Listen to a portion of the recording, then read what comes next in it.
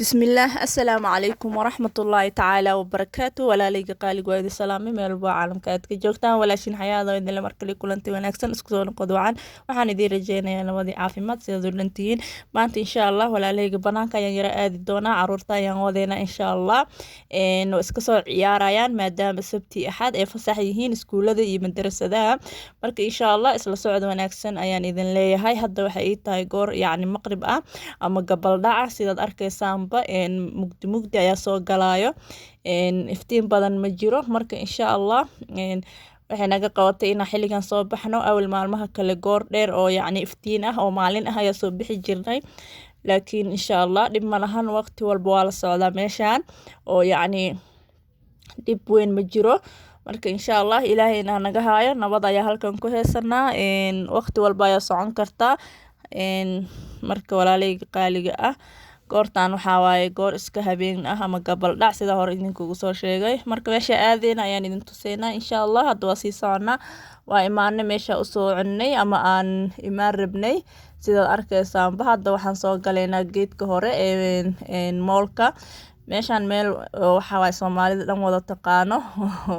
maadaama ay inoo dhowdahay meel kale kama gaarin maadaama habeen ay ahayd ama gabaldhac ay ahayd ciyaalna aan wadanay marka insha allah meeshii inoo dhoweyd unbaa tagnay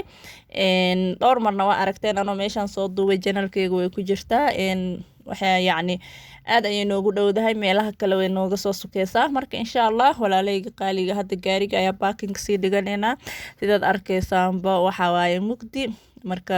insha allah marka baakinka dhigano ayaan meesha kalena sii aadi doonaa isla socod wanaagsan ayaan idinle walaalayga qaaliga fadlan haddaad igu isabtahay kusoo dhawo janalkeyga waxaan kaa codsanayaa inaad subscribe ii saarto insha allah waana ku mahadsan tahay walaal qayl ayaan ku leeyahay hadda waa soo galna moolkii dukaan meeshan ayaa ciyaalka ku leexdeen alaabtan iyo waxaana la arkay marka waxaa waaye markii la arko waxaan oo kale ma laga soo faaruqaayo hal saac ayaa meesha la meereysanayaa waxaana iska fiirinoonaa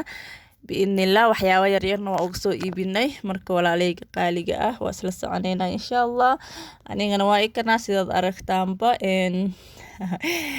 niqaamkeyga ayaa wataa waxaa waaye youtube-ka ma jecli in aan facekeyga soo dhigo marka insha allah walaalayga qaaliga haddana dukaankan gala ayaa soo galay oo aan ka fifiirinaya muraayadahan yaryar insha allah iyo waxyaabo yar oo aan u baahnaa insha allah inkastoo wixii aan rabay aan ka waayay haddana waatana meeshan ayaan sii aadnay waa arkaysaan say u qurux badan tahay waqtiga maalintii habeenkii ayayba ka qurux badan tahay aad ayay u qurux badan tahay maasha allah habeen anima imaanin hadda ka hor marka waxaa waaye quruxdeeda waa arkaysaan meeshaan Two Rivers ayaa la dhahaa soomaali badanna way taqaanaa waxaa waaye waa la iskugu imaadaa meeshaan meesha keliya waxaa waaye soomaalida aad u taqaano ani laakiin ma jecli laakiin waa inoo dhowdahay saas darteed ayaa ugu eexeysana maadaama habeen ay ahayd ama gabalka uu sii dhacay meel fog ma aadi kareenin qalabka caruurta ku ciyaaraanna way yaalaan waa meel weyn oo maasha allah ah wax walba ayaa ka helaysaa moolashii ayaa ku yaalo waxa waaye dukaamankii everything waxa waaye wax aad ka waynaysid ma lahan marka insha allah walaalahayga waa ka isla soconeynaa habeen waaye waa ujeedaan mugdi marka daawasho wacan fiidiyooga ayaan idin leeyahay biidnillaahi alkariim